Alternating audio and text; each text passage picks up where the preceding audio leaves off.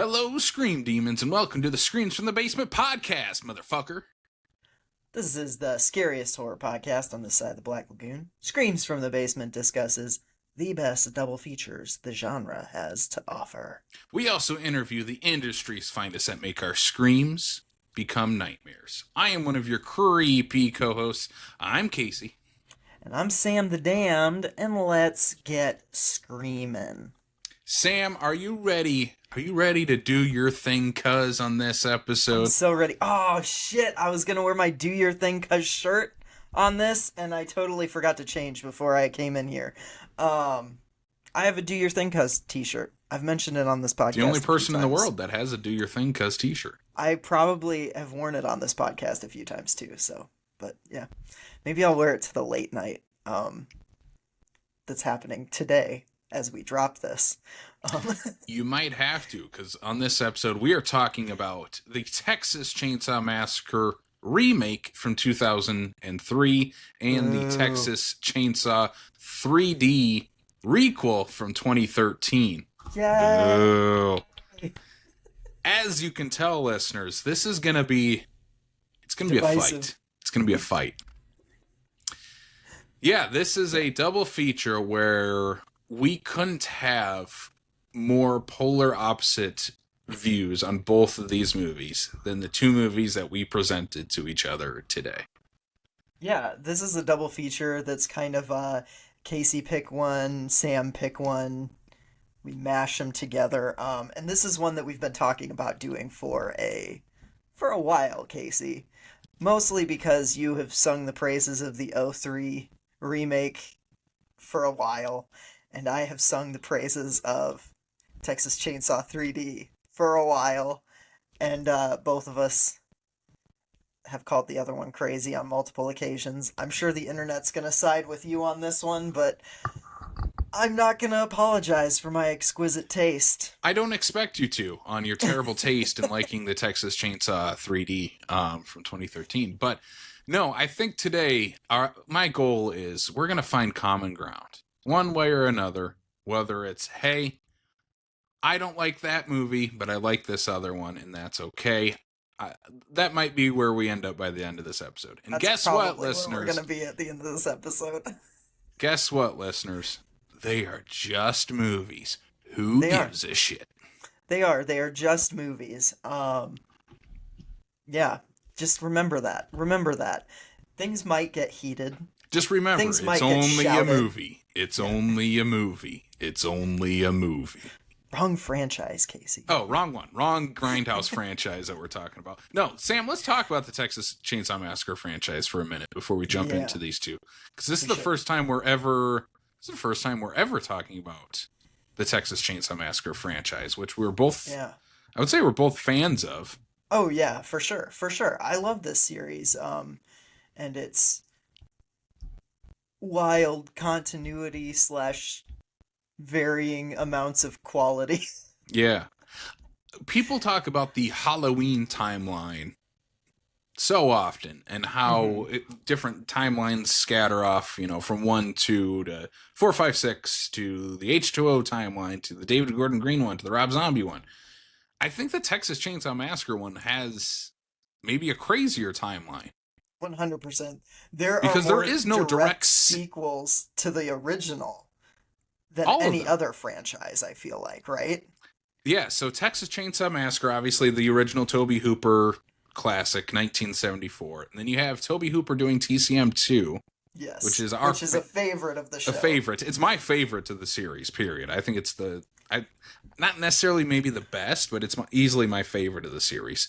You know what? I would agree with that. That is where we'll find the common ground. Is I think 2 is probably my personal favorite, but I think the original is a better movie, if that makes sense. And then you get Texas Chainsaw 3, Leatherface Texas Chainsaw Massacre 3, which is, again, a direct sequel to the original, doesn't mention 2 at all. Which is one of the only ones I haven't seen. It's fine. It's a decent movie. Next Generation, the Matthew McConaughey one, again, a direct sequel to the original, ignores the continuity of 2 and 3. Then you get the remake, And the remake does not get a sequel. It instead gets a prequel. Yeah. Which I've heard With is terrible. It's awful. With Texas Chainsaw Massacre and Texas Chainsaw Massacre the beginning. Then you get 2013's Texas Chainsaw Massacre 3D, which again, direct sequel to the original. That one does not get a sequel either. It gets a prequel with Leatherface, the direct-to-video movie from 2017, I think. That one's abysmal. It's the worst of the franchise. I will really give Texas Chainsaw 3D that, Sam. Yeah. Leatherface is the worst of the franchise. And then you get just 3 years ago, 2022. Yeah, 2022. You get the Netflix Texas Chainsaw Massacre, which again is a direct sequel to the original. So the only frankly movie that one of has, the best movies in this franchise. Top maybe top 3 for me of the franchise. It's probably it's pretty close. For me, yeah. But here's the thing, like there is no movie in this franchise that has a direct sequel besides the original movie. Yeah. And Isn't the original that insane? Movie has, how many did we just list? The original movie has like 4 or 5 of them. Yeah, this has 9 movies in the franchise. Yeah, God, that's nuts. And none of them besides the original have a direct sequel. What an insane, crazy horror franchise where I can't think of another one like it. No. I really can't. And none of them come close. And I'm including the ones I like. None of them come close to the like visceral, grimy, oh my God, what the fuck am I watching of the original one. Like the original one is just, it's a traumatizing movie. You know, it's one that you watch it and that movie sticks in your brain for the rest of your life. And I don't necessarily know if any of these other movies have ever achieved that. As much as I like some of them, you know? Yeah. Well, I'm going to start off with my hot take on this one because we're going to jump into the 03 Texas Chainsaw Massacre. I think in terms of tone and style, it's the closest to the original out of the series. Not saying in terms of quality or anything like that, but in terms of the style and tone of Tobe Hooper's original, I don't think there's anything that's as close as the 03 version is. I mean, let's just get into it. Sam doesn't like this movie. I do not like this movie at all. It just, and this rewatch, I really did like. I went into it. I'm like, I hope I like it more. I hope this is like the viewing that it just clicks for me, where I'm like, okay. It didn't. It just didn't. It's not my movie. It's not like it's just not my vibe. But I will agree that it comes the closest to capturing that like grimy, gritty, sweaty, like hot box of a sweaty movie and that the smelly original is how I describe the original movie, and that's how I would also describe this movie. I can smell it. Yeah. But Sam, should we jump into 03 Texas Chainsaw Massacre? Let's jump into 03. Let's have a conversation about it. Let's do it. So directed by Marcus Nispel, written by Scott Kozer, obviously based on the original film by Tobe Hooper. The movie stars Jessica Biel as Erin, who is, in a certain version, a pregnant woman who is on this road trip with her friends. Completely cut from the movie. You have Eric Balfour as her boyfriend and potential husband, Kemper. Andrew Bernarski is Leatherface.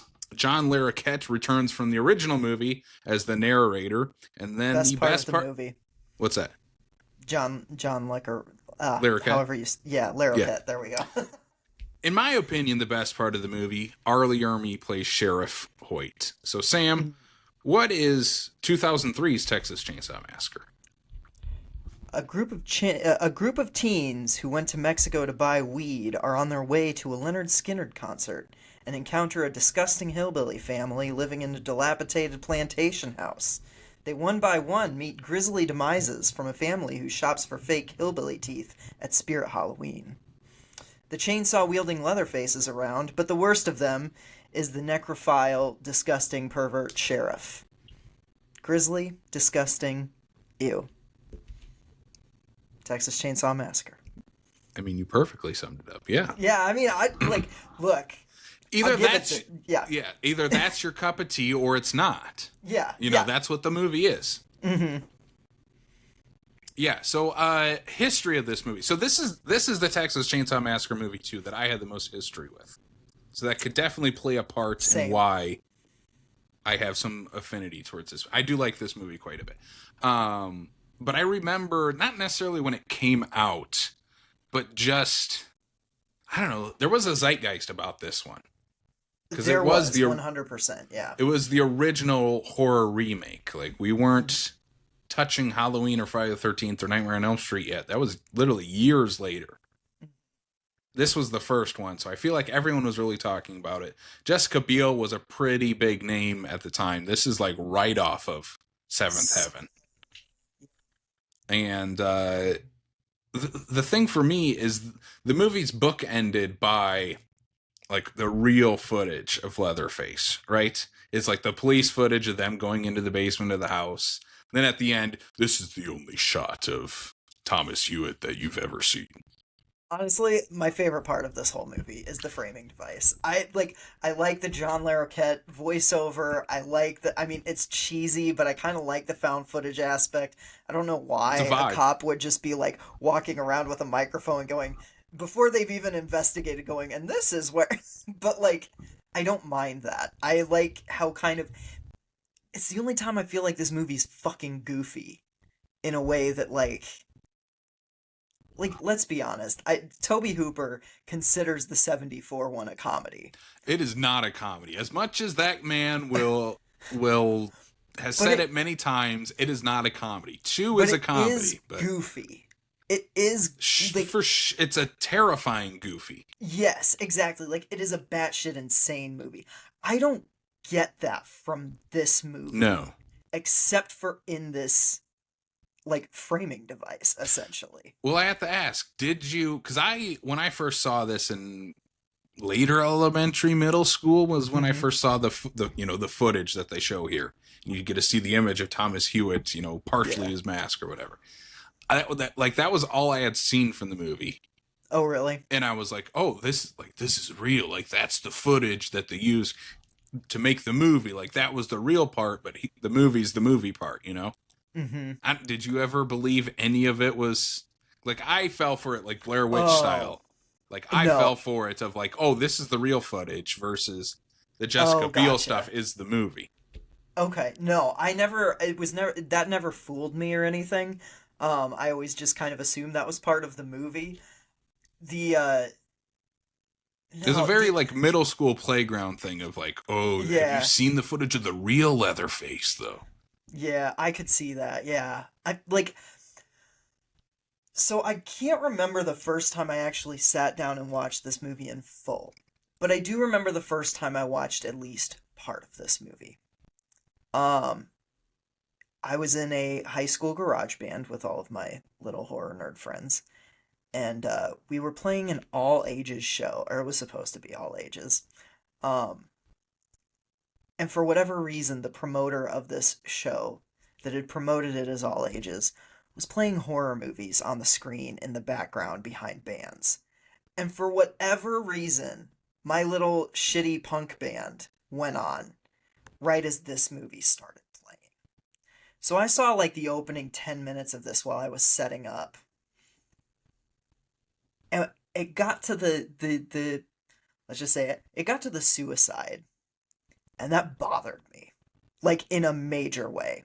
And I will say this, I think that a lot of my issues with this movie stem from that initial like there was just something about that rubbed me the wrong way, has always rubbed me the wrong way, and like I don't know. It's a hard thing for me to get past, and it's the beginning of the movie, Yeah. and it keeps going back to it. Like that's the crux of the entire. Like I mean, it's the crux of the entire movie. It's the thing that gets them into the situation, and continues to. And so like I, I don't know. It's just one of those, and I ended up watching it later, probably at a slumber party somewhere along the lines a few years later, and like I remember not being scared by it, but just kind of grossed out. And I don't know, it was just never one of my favorites. And I had friends that really liked it, and I'd watched it a few times throughout high school. I don't know. I don't know. This one's a weird one because I do have a lot of history for it, but I think my history actually puts me the other way from your history with it, which is like kind of solidified your love of it, if that makes sense. Yeah, and I think that's a good place to start, because that is pretty much so. Like, the friends are on this road trip. They're in a van. It's 1973. It's the same. It's set in the same time era as the original movie. Hmm. It's a hot ass Texas summer. They're coming back from Mexico, heading to a Leonard Skinner concert. Bought a shit ton of weed and a pinata, and they're making their way through rural Texas right now. Yeah. And basically, they end up almost hitting this hitchhiker, which I think it's a good change from the original. It changes it up, where in the original movie the hitchhiker is a member of the family, and that's how they end up at the house. Yep. The hitchhiker makes it through. He doesn't make it through the entire movie, but he at least makes it into that third act because he's there during the dinner scene. But here she's a survivor of the Hewitt family, which they changed the name from Sawyer to Hewitt. Also, that's a nitpick, but I don't like that. Why did they Yeah, not I don't just know call why it they the, would the change Sawyer it. I don't know. family? I But that's like a minor nitpick that I don't like. Doesn't affect my star rating at all. I kind of appreciate it, because really the only character from the original movie that's in this is It's Leatherface. Leatherface. Yeah, That's that's it. true. That's true. Because they changed the name of all of the kids. Hmm. There's no one's in a wheelchair. Like, they change everyone's name. Here's the other thing. I feel like Aaron is a distinctly 2000s name. Like, I grew up with a lot of girls named Aaron. Like, there were a lot of Aarons in my school, in my grade. I You watch 70s movies, I don't know a lot of females named Aaron. And Yeah, it it's just definitely a 90s 2000 name. yeah, it just I don't know, it feels very odd to me. I don't know. This movie does such a better job of the 70s vibe than say the Amityville Horror remake, which literally I'm like, no, you guys shot this in 2006 and it looks like it. I don't quite get transported to the 70s in this movie, but it does do a better job of that, and I do Honestly, it appreciate that. feels a little timeless to me, where Yeah, it's there's not a a little bit of that. specific time frame that we're in. Yeah. Yeah. Versus, like, 2013 Texas Chainsaw feels like 2013. Like, Yes. And it it shouldn't, and we'll and it get into shouldn't. that. It's But supposed to feel like 1993 or whatever. yeah. But yeah, this one has. I don't know. I feel I'm sucked into the time frame. That's fair. You could have told Yeah. me it was the 50s. You could have told me it was the 70s. You could have told me it was the 90s even. I would have believed you on all those fronts. I might have believed the 90s more than the 70s, if I'm being honest. If I'm being honest, yeah. Yeah. But yeah, they pick up this hitchhiker, and she tries to warn them, hey, you guys are going the wrong way. You're heading back to where I just escaped from. I don't know why she was walking towards it, because... no, she was Yeah. walking she was walking the other way. Never mind. Yeah, I'm not sure. So anyway, yeah, she was walking away from the house. They're driving towards the house. Yeah. She ends up getting picked up by them. She is very delirious, clearly has lost her mind in a way. Mhm. She hides a little revolver up her cooch, apparently. More on that later, apparently. Yeah. Yeah, and pulls the gun out, puts it in her mouth, and pulls the trigger. And Yeah. it's a harrowing opening to this movie, where I do think it sets that serious tone, where even in the original, when they pick up the hitchhiker, it's a like little you said, zany. it's zany. Yeah. It's He's disturbing, but it's zany. He's Yeah. scary, but he's also like, oh, this guy's just like unhinged. Yeah. Versus here, it's very dour, serious. Hmm. Something bad's gonna happen to these people. I think the thing I really don't like about this is the shot that everyone talks about where the camera goes through the hole in the head. I've just always thought that was really gauche and just unnecessary, and I don't know.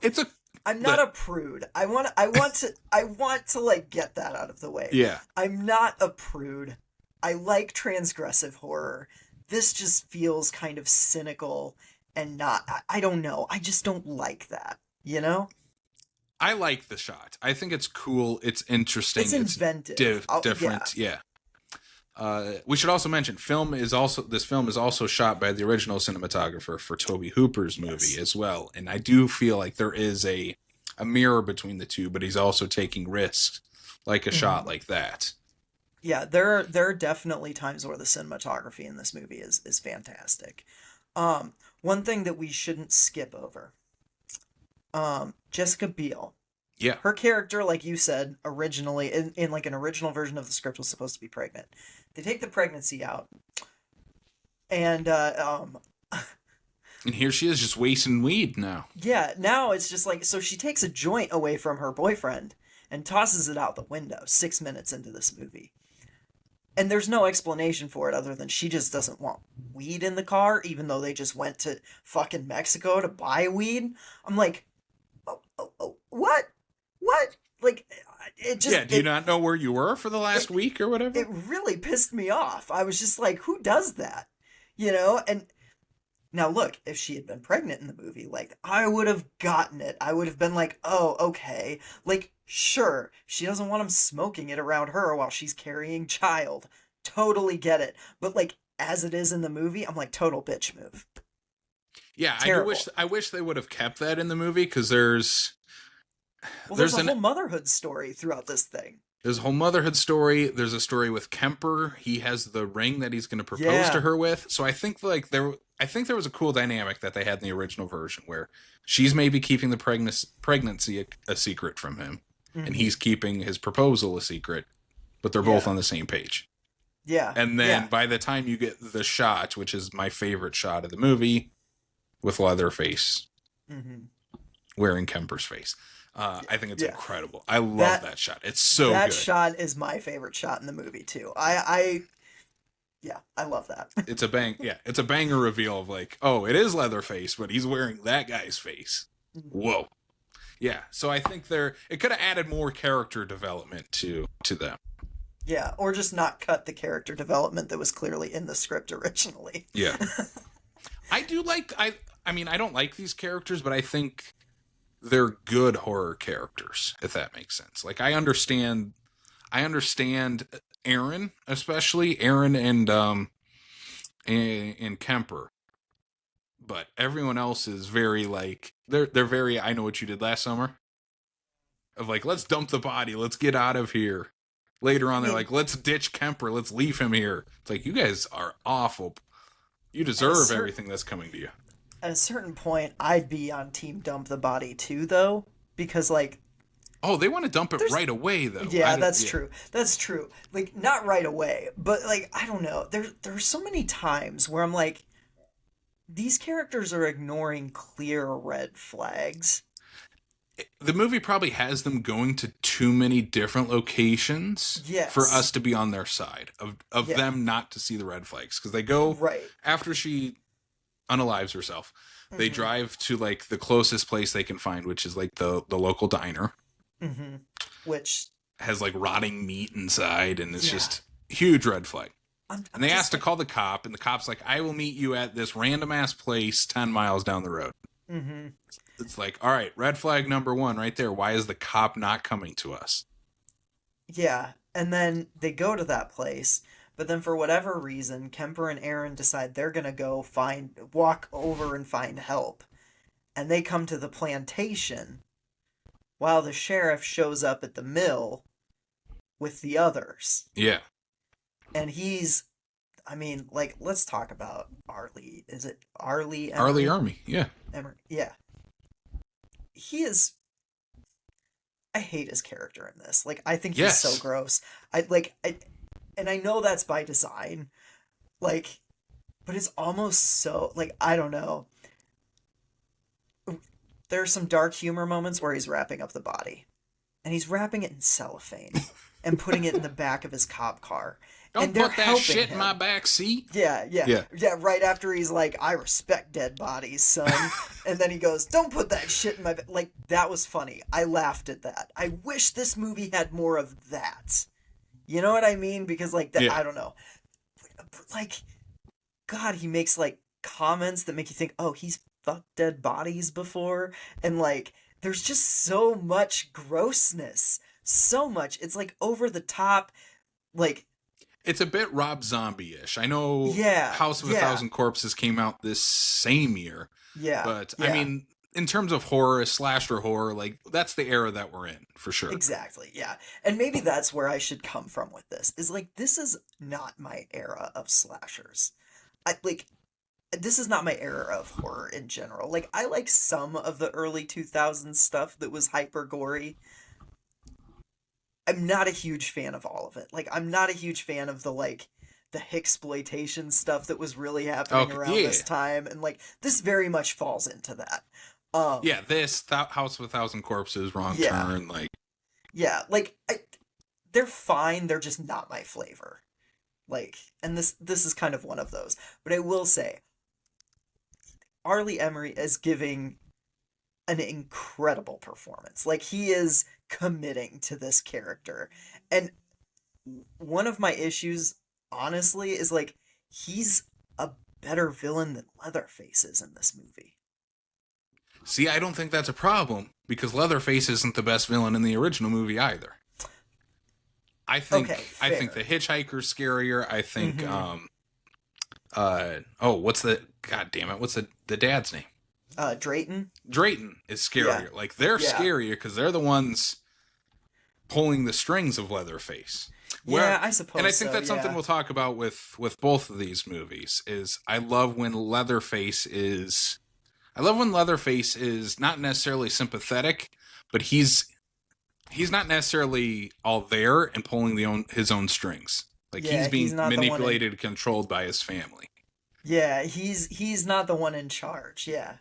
I agree. I agree. And I think that's something that many of the modern takes on Texas Chainsaw Massacre are missing is that yes, Leatherface is obviously a huge part of it. He's the face of the franchise, but also like the family is just as important as Leatherface. Yeah. And I Yeah, do think Sheriff Hoyt is one of the best family members we've gotten from the series. I would agree with that. I'd put him up there with like Chop Top as like Yeah. great characters. I wish I liked the movie surrounding him a little more, but like there's no denying that his Sheriff Hoyt is like a genuinely unnerving and creepy horror villain. Yeah. Um You yeah. also get okay. Let's talk about some of the other family members because we end up at the plantation at the Hoyt Hewitt house, and you get the only guy that we see living at the house at this point is just one of the guys. He has no legs, has a Yeah. dog. He's just an asshole, a pervy asshole at Oh, that. he's terrible. Like, yeah, he grabs Jessica Biel's ass at one point, and I'm just like, what are we doing here? That's one thing, like, with these Michael Bay Platinum Dunes remakes, is like, it's just, God, the objectification is just all over the place. And given his comments about women over the years and the actresses he's worked with, I'm just like, dude, be better. Ugh. Also, I did look up.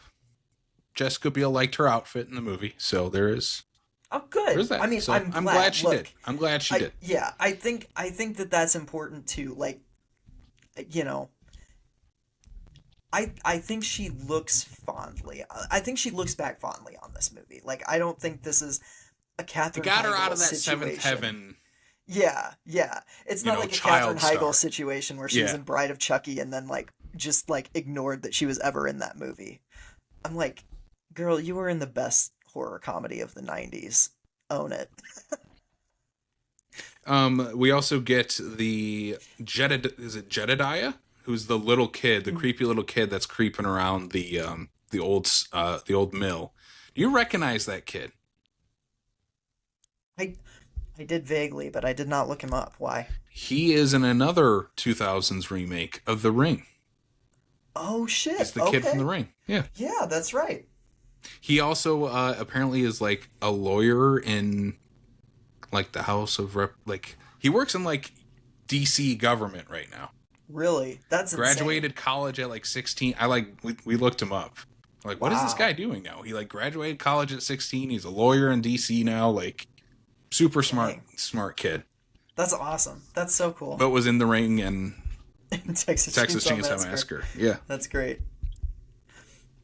Who else are we missing from the family here? There's the old lady from the store, and then there's the The two old younger. lady, the two old ladies that are living in the trailer park Yeah, yeah, and they have the one has the baby. Um, from the from the girl in the girl. beginning. Yeah, yeah. Which is just that's like that's a weird angle that I wish was explored more, where like They're there's taking it's there's almost Hills Have Eyes type thing where they're taking yeah, people from someone else's family and incorporating to their own. yeah.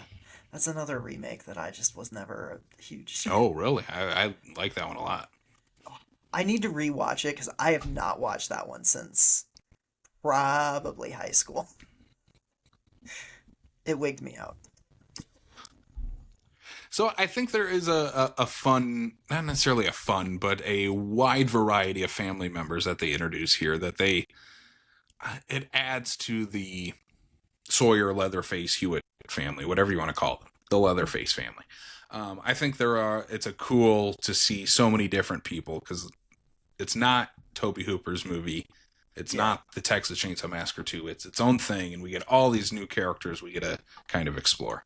I do wish they weren't so spread out among all these. Like, that's the thing is this movie has so many locations Yeah, and that we it's never really like, understand where they're at to each other. yeah, the Yeah, geography is a little off. Like, it's just like, oh, there's all these family members in all these different places, but I'm like, there's a trailer park on a plantation that also has a gas station that has a some kind of mill of some kind. Like, it's just weird. Like, and it makes the world feel both like unwieldy large but also very small. Like, where are we at any time? yeah, um there's like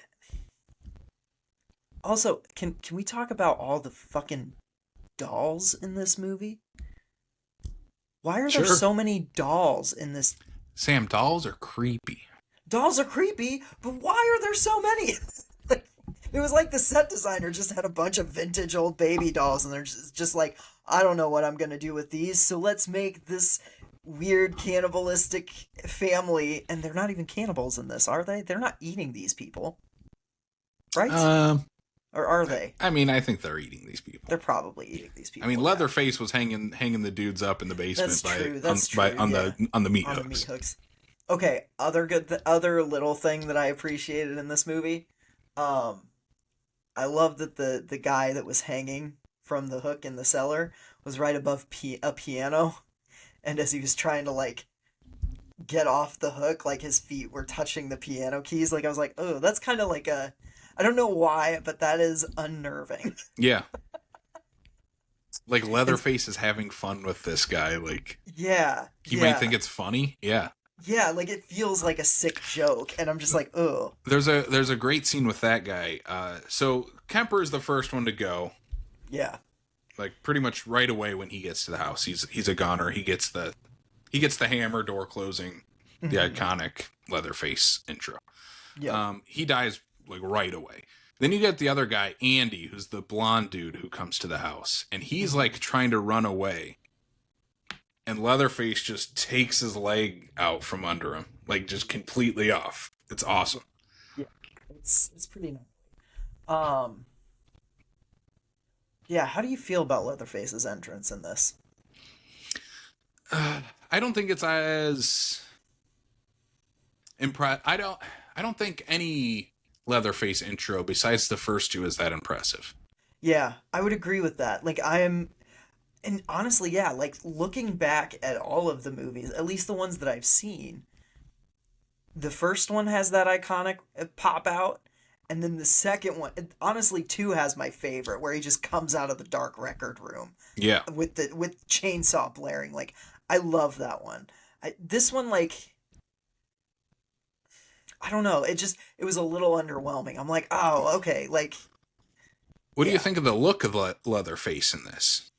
I do like the Because look of because in Leatherface. this one, I like the mask a lot. I think it's a really good Hmm. mask. But also he's wearing the apron, but also he's like wearing like almost looks like he's like probably wearing skin, like a Yeah. skin T-shirt, and Yeah, they definitely like Ed Gein him up a little bit, don't they? Like Yeah. he's very yeah. He's got organic matter all Huge, over him.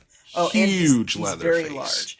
Um, I think I looked up, these two movies had the largest leather faces. yeah, I think Texas Chainsaw 3D 13. has the tallest at 6'6", which This you guy's can six, tell. Andrew Berners was 6'5", so Okay, yeah, just as that big, makes like sense. over 300 pounds too. So Yeah, like big, huge hulking leather big dude. faces. Yeah. They show his face at one point. It's the first and I think only time besides like the prequel Leatherface that we get to see his face, and he's like Um, missing his nose. yeah. What did you think of this? I I'm liked it curious. because it's Okay, different. it's one of the few things about this movie that I'm like, yes, more of that. Like I liked that. I liked that it took a risk on it, and I actually loved the makeup design of his face. Like I thought the missing nose was really good. Like yeah. Also, there is no like flashback or any other character coming up and being like, "Oh, it's okay, you can wear the mask because of your deformed." We understand that as an audience. Mm-hmm. He's Yep. missing his nose, like his skin like does not look healthy at all. Mm-hmm. Yeah. That's why he's wearing the mask. We don't Yep. need any dialogue or a flashback to tell us that. Yep. I do like that. 'Cause yeah, a lot of these movies like Especially at the time, Rob Zombie's Halloween. yeah, yeah, they shove down your throat. Oh, this kid was bullied. And Yeah, like we probably Leatherface, know that. the prequel does that. Yeah, Yes, exactly. Yeah. yeah. Yeah.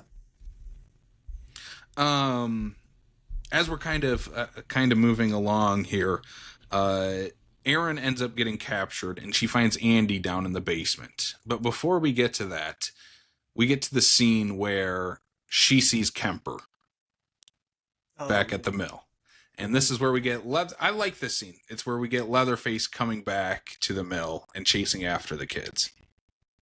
And Leatherface ends up killing the other girl and then leaving Erin, and she turns around and sees Leatherface outside.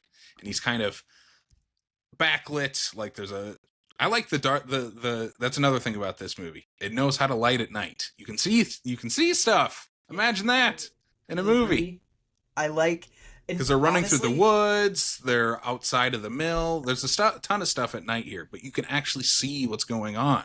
yeah, and the Much the like the wide original movie. shots of like the plantation, especially where the windows are glowing and the fog's coming Yeah. in. I love that stuff. Like that's very atmospheric. I But I yeah, like my yeah. favorite shot though is this one where she's looking out the window of the van and Leatherface turns around and Leatherface is just wearing Kemper's face. Yeah. Haunting. Yeah. It's pretty darn. Like that to me is again, it's kind of zany. Like it's like it's gross, it's disturbing, it's really fucked up, but it's also kind of funny. Like there's It's a something bit like funny about Leatherface in part two, yeah, yeah, where he's it like very putting much the face like on yeah, Lefty's face on yeah, Caroline Williams. Yeah, yeah. yeah, exactly. And there's something about that, and this movie has glimpses of that, of like the dark humor that like Toby Hooper was really going for with those first two movies.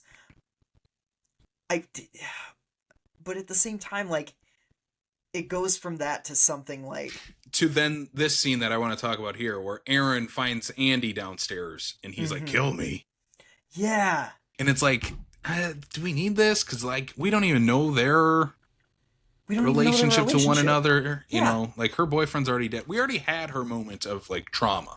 yes, one hundred She saw her percent. boyfriend's face on some other guy's face. That's Mm-hmm. enough. Yeah, We it don't need just her killing off her boyfriend's friend. Like what?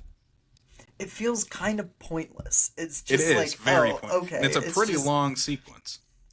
it is. It goes on forever, and it's just like, It's why drawn does out. this movie want me to Yeah. be miserable watching it? You know what I mean? Like that's every time I started like vibing with it, there was a scene like this that popped up, and I was just like, oh, this movie wants me to fucking hate it. Like I kept getting that feeling, you know? I don't know. It's I'm just gonna say it. It's a hard movie to like. I think, anyways. I don't know. I mean, I like it a lot, but it's also Yeah, like, yeah, it is kind of a miserable watch. yeah, Doesn't yeah. make you feel good watching it.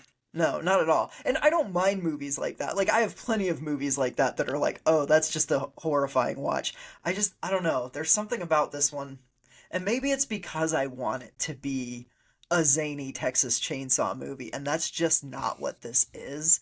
But I'm just like, I don't need a dark, dour, depressing Texas Chainsaw Massacre movie, which sounds insane given the fact that the title is the Texas Chainsaw Massacre. Given the fact that literally all of them are like that. No, I mean, the ones I like are funny. You know, like the bus massacre in 2 and 4. 2022, where it's like, get canceled, bro. I think that's where this series can find a sweet spot, is when you have that zaniness mixed with Yeah, cannibalistic dude wearing someone else's face killing people with a chainsaw. right. Yeah, yeah. Yeah. Jedediah, the young kid, he helps Aaron and Morgan escape. So Morgan is the substitute for Franklin in this movie. Not in a wheelchair at all. Yeah. Just kind of a douche. Morgan's a douche. Sucks. He's probably the worst of this group. Like, I hate him. Yeah.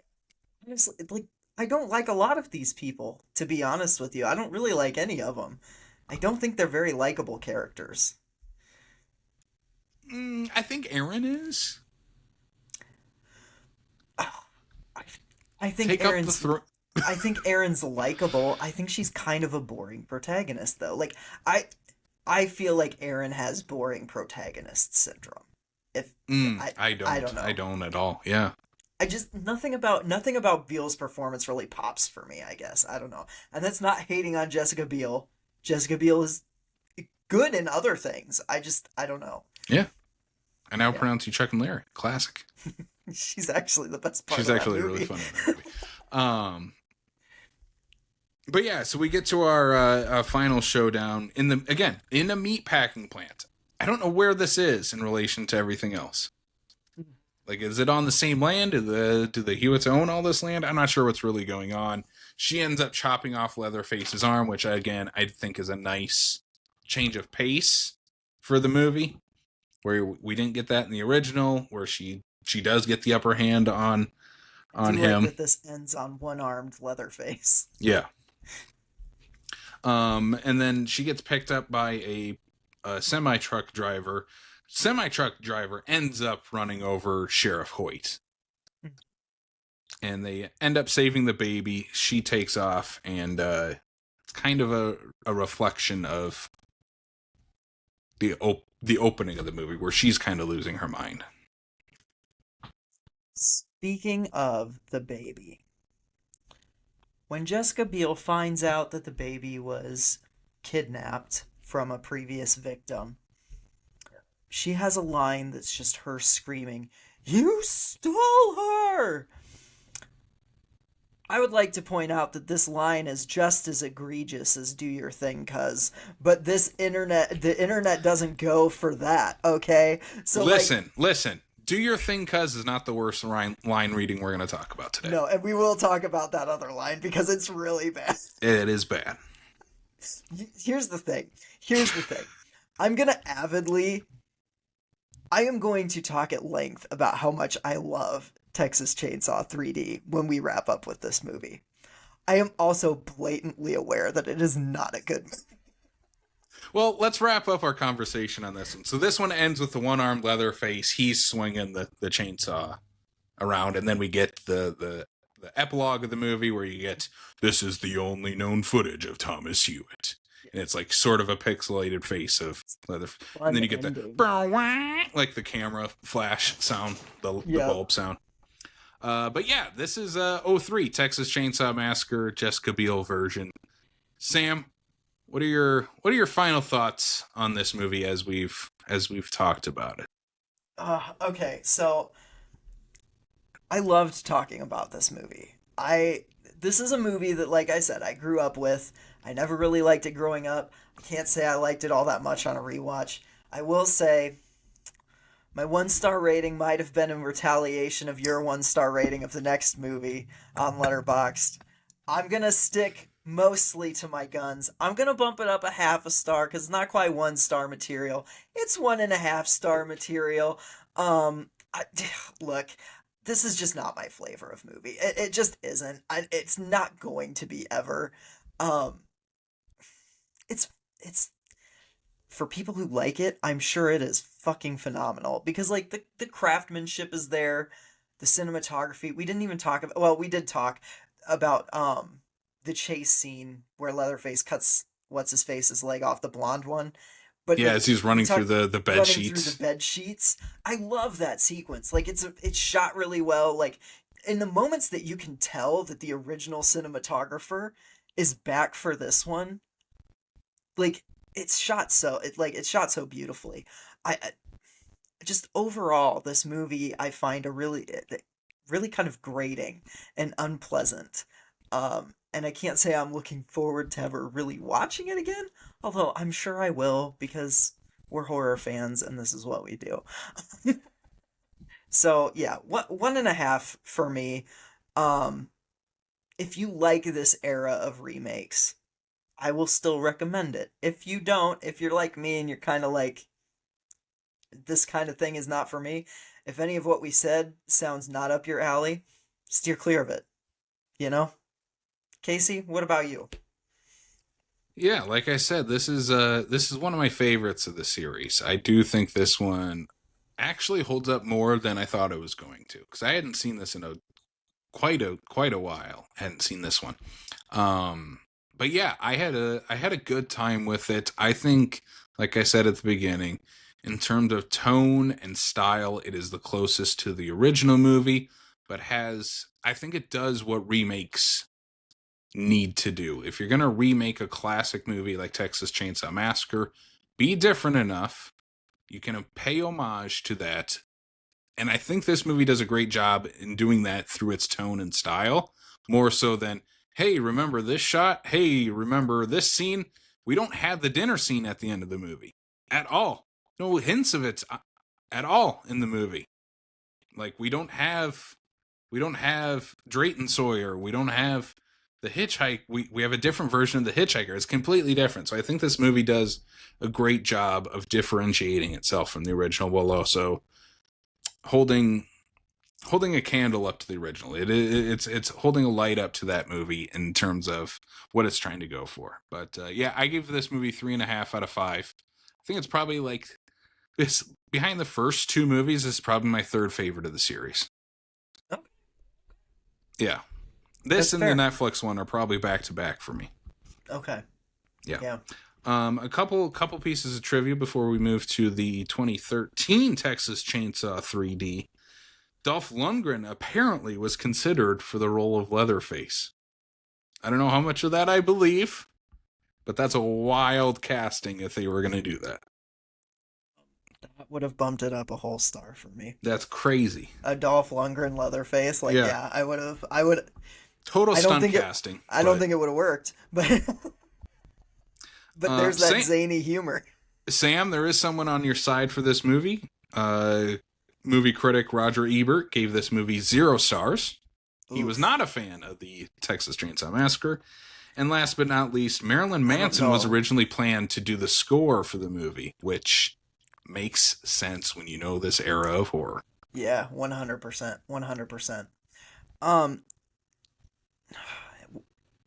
I would rather not be in the same category with Roger Ebert when it comes to horror. Yeah. Like the man was great as a critic and like did a lot of good, but like man, his horror takes were fucking awful.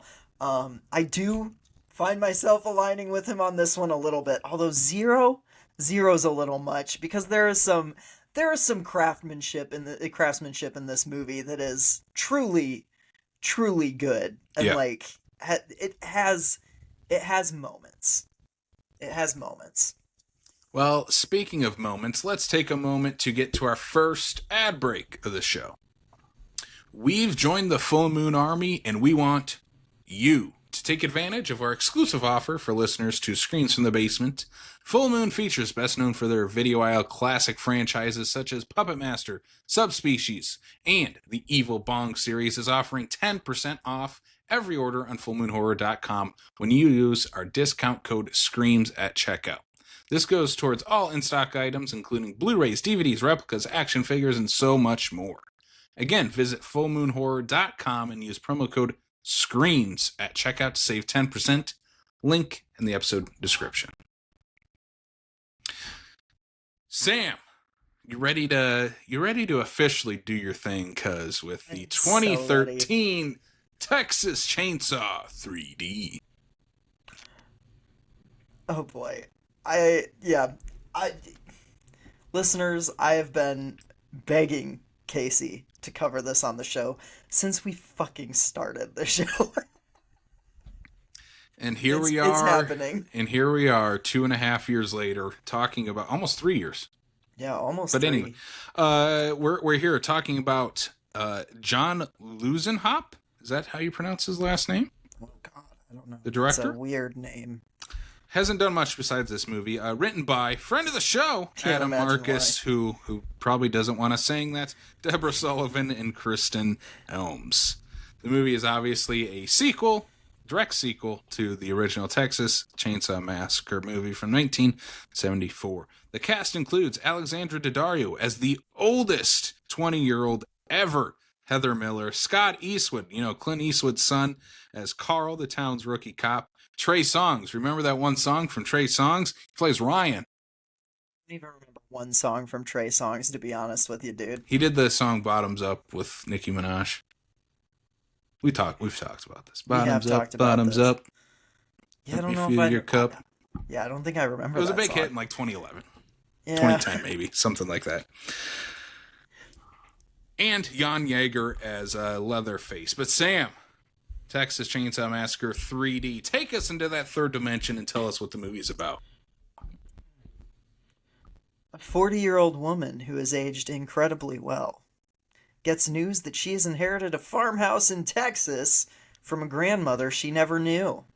She hops in a van with 3 delinquents and treks out there, only to find that she's at the center of a dark town conspiracy. Oh, and she's also been left in charge of her chainsaw-wielding cuz, Leatherface. Don't trust Scott Eastwood. That's the moral of this Don't story. trust an Eastwood. That's the moral. Texas Chainsaw 3D. Yeah, so Sam, I'm going to give my history on this quick because it's pretty funny. So this came out 2013. I was a senior in high school when this came out. Yeah. And I remember it being in theaters, and I was like right when I was getting into my horror phase. So I had watched like the original Texas Chainsaw Massacre. I had seen the 03 version by then. And so I was like, okay, cool, another Texas Chainsaw Massacre. During this year of school, we all got laptops for the first year. And not everything was blocked at this point on our school laptops. So someone found a torrent website that you could watch movies that are still in theaters. And so I went on it during like a study hall, found, hey, look, the new Texas Chainsaw Massacre movie's on here. I'm going to watch it. So I sat there over the next 2 days and watched Texas Chainsaw 3D on my school's laptop, as every person should, on a torrented website. Did not like it then. Do not like it now. You want my history with this? Yeah, let's hear your history and why the hell you like this terrible movie. Okay, so it's probably closer to 2014 by the time I actually watched this movie. The only Texas Chainsaw movie that I have seen other than up to this point is the 03 remake, which I did not like. My sister, who would have been 13 the year that this came out, somehow got her hands on a copy of the DVD and thought it was like the best movie ever. She was like, she was a 13-year-old watching one of her first horror movies. She fell in love with it. She was like, you gotta watch this. It's really good. And I'm like, I didn't like the other one. I don't know if I'm gonna really like this, And we watched it. And the whole time I'm sitting there going, this movie is terrible. I did not like this movie the first time I watched it. But I will say this.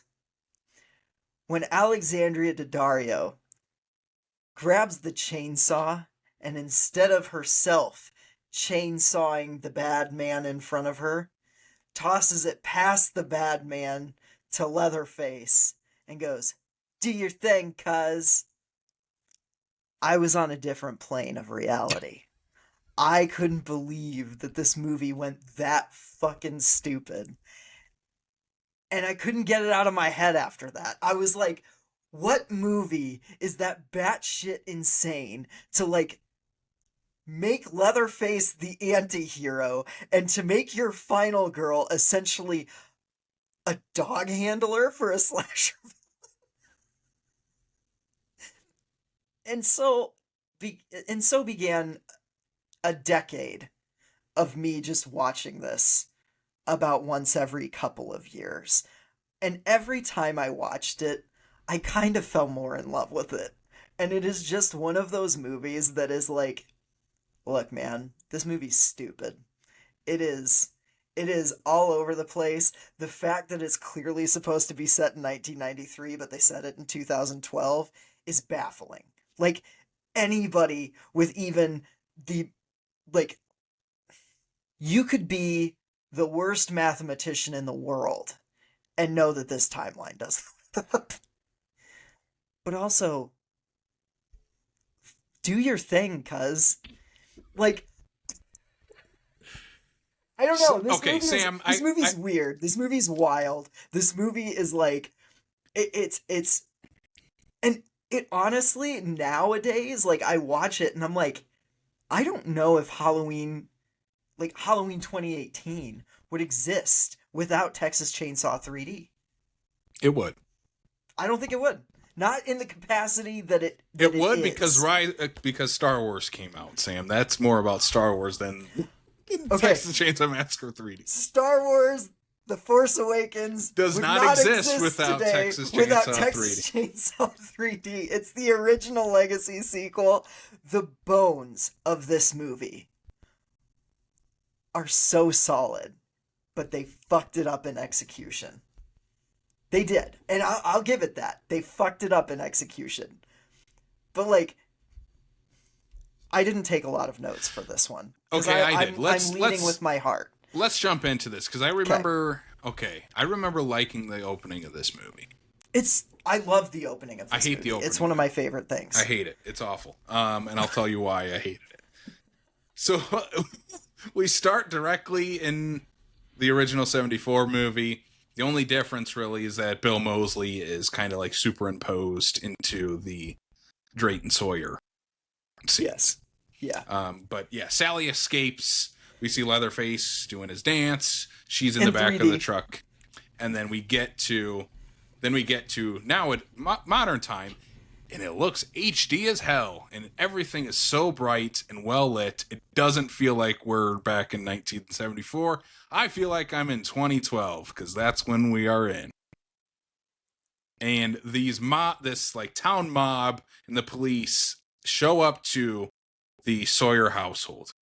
And the best part of the movie is Bill Moseley gets to play Drayton Sawyer. He does an incredible impression. He's so good. It's a loving homage to not only Texas Chainsaw Massacre 2, but also he just like fits perfectly into that role. Like, he could play Drayton Sawyer in a modern day, like through a full modern day movie. Yeah. Easily. You also have Gunnar Hansen, the actor who played Grandpa reprises his role. I can't remember his name, but I don't know. I love this. I love the Sawyer family, like, bringing them back in. I love the shootout. Like, this inciting incident. Hold on. Yeah. You said you love them bringing the Sawyer family back in. Yeah. Who the hell are these people?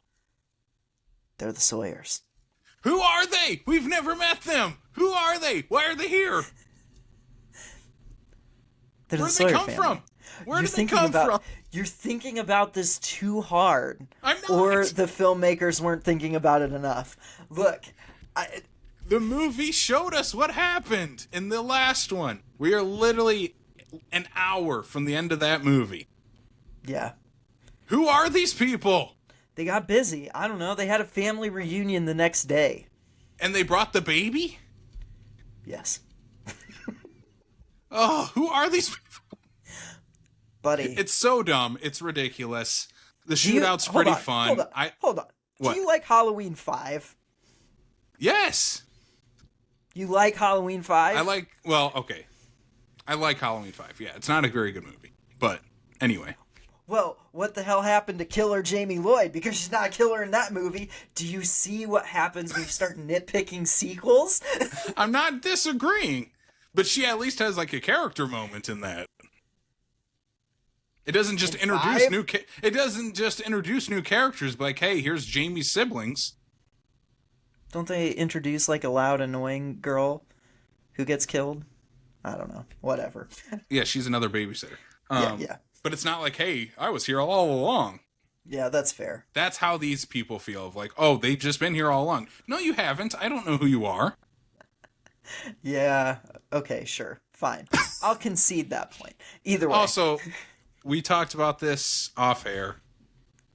The look of Leatherface mask in this opening is horrendous. I love it. Spirit Halloween sells better versions of this mask than are in this movie.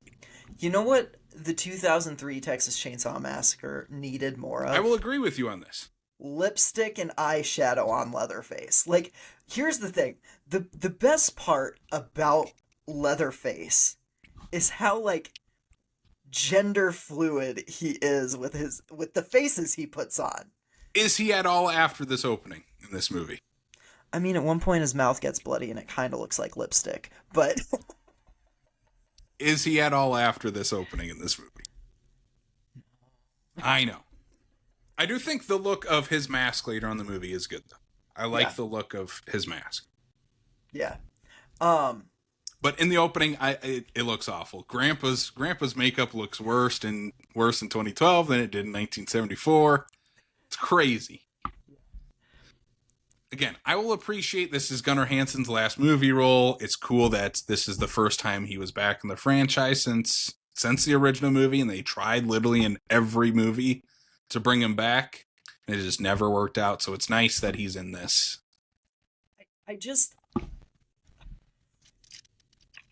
I feel like, and I mean, you and I have talked to Adam Marcus, and we mostly talked to him about Jason Goes to Hell, but I had to bring this movie up because I'm a fan. And he definitely broke down a little bit of like what was his script and what wasn't. I actually found an article on Bloody Disgusting. Yeah. Maybe we can link to it in the show notes. That like goes through, like it's him and his wife who co-wrote the movie with him, going through like their original screenplay idea of what that movie, of what Texas Chainsaw was, and how exactly along the way it got screwed out of being, honestly, like that original script. I'm trying to find it online and I'm sure I can, because it actually sounds like one of the best legacy sequels that we ever could have gotten. And I think that's where like a lot of my fandom of this movie comes in. Is like I see the potential. I see the legacy roles for Gunnar Hansen and Bill Moseley, and I see the like throwbacks and the way that maybe a more organic way to turn Leatherface into an anti-hero than what this movie does. Because as Adam Marcus so bluntly stated on our podcast, I did not write "Do Your Thing" because I didn't have some girl from Chicago pointing a gun at a Texas native going, "Welcome to Texas, motherfucker." Yeah. Like no. Okay, so you can see the bones in this, and and the stuff I do like in this movie is that stuff. Yeah. Like I see where they're going with the homages to the original. I do like Leatherface as the anti-hero because he is, in many ways, like that's an easy transition for that character to make. Oh, yeah. Like we've talked about, he's the lapdog for the Sawyer family. And there are people that'll even say, like, Leatherface doesn't do anything wrong in these movies. He's literally killing people who are trespassing on his family's home. Which, look, that's a pretty liberal viewing of the movie. But technically not breaking any laws, I guess. Yeah. Yeah, exactly. He is also eating them. Legally in the right, but he is also eating them. I don't think that's true. legal. That's maybe not legal. Like, Yeah. I don't think if someone trespassed in my home and I shot them and then put them on my stove that the cops would be in my favor. He was trespassing. As you have a mouthful of, like, someone's leg. Yeah, so this movie is supposed to, in that original script, he did say this, take place in 1993. Because in this one, they do mention it's like been 40 years have passed. Yeah. So Alexandra Daddario is this baby that one of the mobsters, the people in the mob that burned down the Sawyer house, they take the baby. They're awful people. Kick the mom to death. They kick the mom. Yeah, awful people. They end up taking a picture with like the charred remains of one of the Sawyer family. I think it does a good job of setting up. Oh, these people are just as bad. Yeah. Yeah, it's like two sides of that coin, right? Like the Sawyer family was awful, but then these people took justice into their own hands and did something equally as heinous. Yeah. And so now we flash forward 20 years later. Alexandra Daddario is like college student. She is very clearly like early 20s. And it's so clearly like they're trying to hide all the dates, which is so clear in this movie. Yeah, and it's so weird. I'm like, what? Like 93 would not have been that difficult to realistically pull off even on a small budget in 2013. Honestly, there's like one scene where they need a change. It's when the cop's in the house with the cell phone. The cell phone. Yeah, That's about exactly. it. Yeah, otherwise there's not a whole lot. And that's not a very good scene, so you can just cut it's that. Pretty terrible. Can we also look? Here's another thing that I appreciate. This is an ACAB movie. Is a what? It's an ACAB movie. It's a way over the top ACAB movie. All cops are bad. Oh, okay. Yeah. I was like, what are you talking about? What is this slang? No. What is this ACAB. 1993, 2013 slang? You're just not online enough, Casey. Apparently. I'm not on the Reddit. No, I just like every cop in this movie is a total piece of shit. Every single one.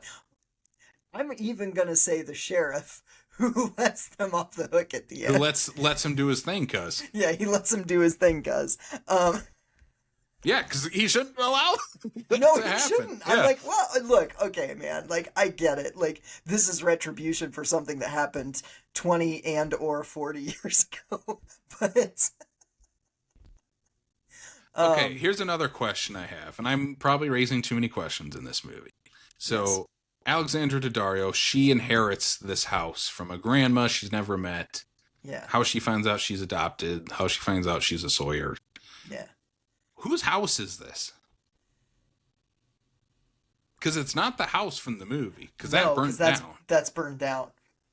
I think it's just a grandma who lived not with the rest of the Sawyers. Probably an in-law of some kind, like. But also close maybe, enough that Leatherface knows to run away there. Yes. Well, look, like, I mean, she lost her granddaughter. The least she can do is take her. She obviously knew about her, though. Yeah. That's true. I don't know. You have a crazed maniac living in your basement that is not afraid to kill people and is not afraid to kill those two people specifically that took your granddaughter. Maybe just go get her. Maybe she visited the smoldering wreckage of the house, and it was like a total Bride of Frankenstein situation where she just found Leatherface underneath the smoldering wreckage. See, that's a piece where I would actually kind of like a flashback of like, how the hell did Leatherface get out of this? Also, Yeah. he's old as shit in this movie. Yeah, he would be, yeah. Because technically he would have been, let's say, even he's like 20 years old in the original. Yeah. He's a 60-year-old man in this movie. I mean, isn't he in like every sequel since then? You know what I mean? Like he. Yeah, in the 2022 one, he's old. He's ancient. Yeah. No, I don't know. There's something about like the setup of this is pretty awful. Like the characters are them picking up a non-existent. hitchhiker is not a subversion in a good way. No. They pick up the hitchhiker by hitting him. after, like leaving a gas station, but they only And then move they about just 2 leave him inches. at this house that they've been at for 2 minutes. They're Yeah, like, oh, we've just met this guy. We're going to leave him at this house that we have no idea what's in here.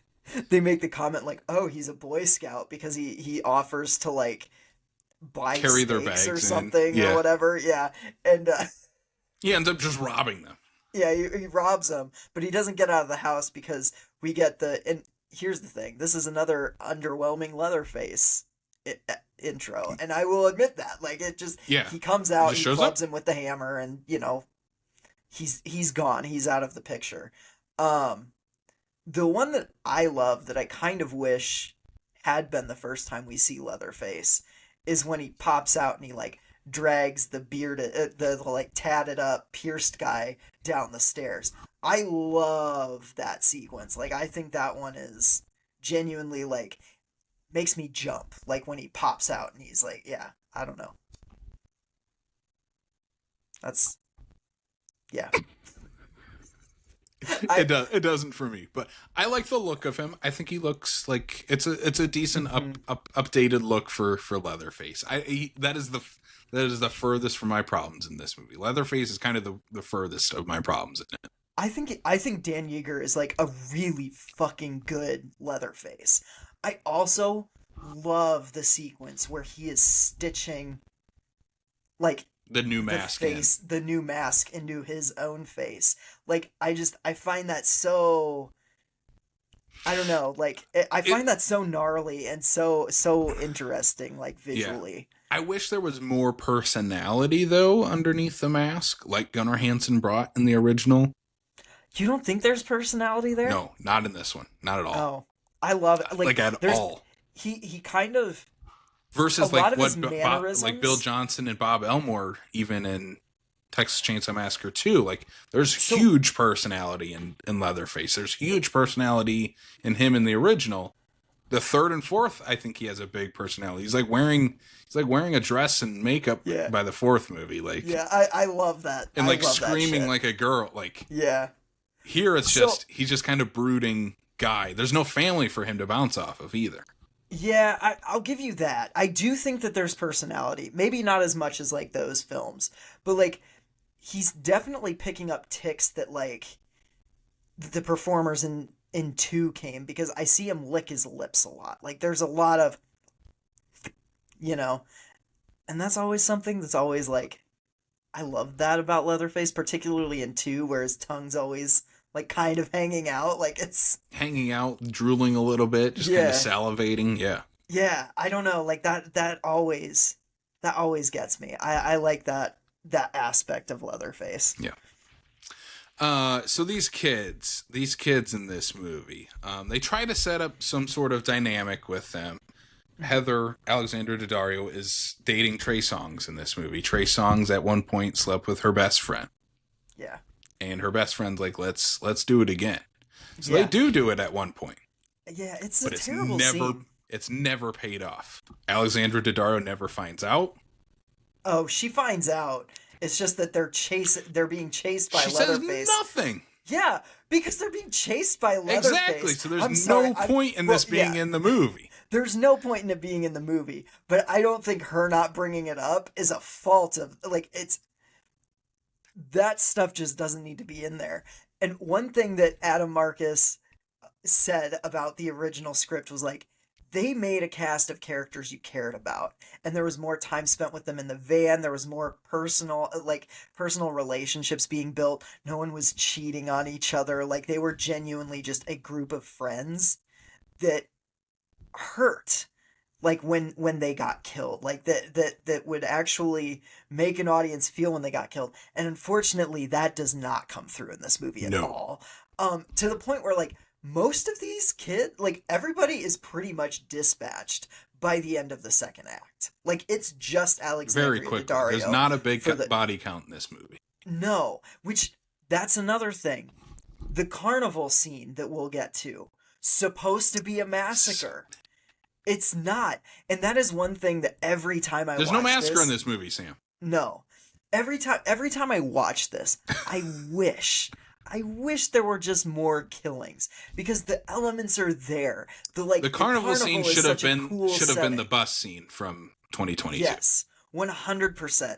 Like this is one of those movies that if I ever got carte blanche to do whatever I wanted with this franchise, I'd remake this movie with like 4 times the deaths.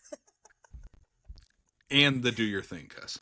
And yes, I would keep Do Your Thing, cousin. Know And you what know line? what? I'd actually hire Alexandria Daddario as a 40-year-old woman She could play it playing now. a 60-year-old woman.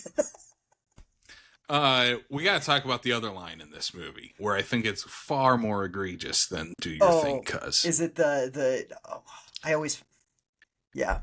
it's the girl that's cheating with Trey Songz in this movie. They see Leatherface. Nikki. We see Leatherface chasing after Alexandra Daddario.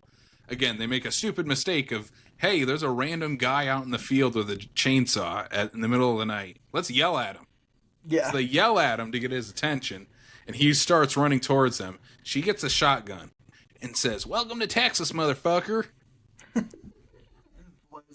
Blows through the door. Yeah. This girl from Chicago who's been in Texas for all of 2 hours. 5 minutes. Yeah. Such a horrible line delivery. Yeah, and it's not a good line delivery either. But you also have to keep in mind, like, this actress probably is aware of how stupid that line is. Oh, because, yeah. like, We'll get to Do Your Thing, cuz, too, where Alexandra Yeah. Daddario said, "This line is stupid. Why am I saying it?" and the producer told her this is a silly movie. It's not a silly movie, though. But it is. It's not. It's pretty silly. The silliest part is that line. Yeah. The rest I mean, of the movie yes, is not that silly. I disagree slightly. Leatherface, like, okay, so we'll get into it in the third act. Get into it. What? I love the third act of this movie. I genuinely do. There are moments that I wish, like, Leatherface gets beaten up by like 2 guys at the end, and it was supposed to be like 12, and it was supposed to be a massacre, and I'm like, yeah, that would have been better. Oh God, I don't know. It's so hard for me to defend this movie. I can't defend it. All I can tell you is, like, dude, rewatching it today. I rewatched it like earlier today.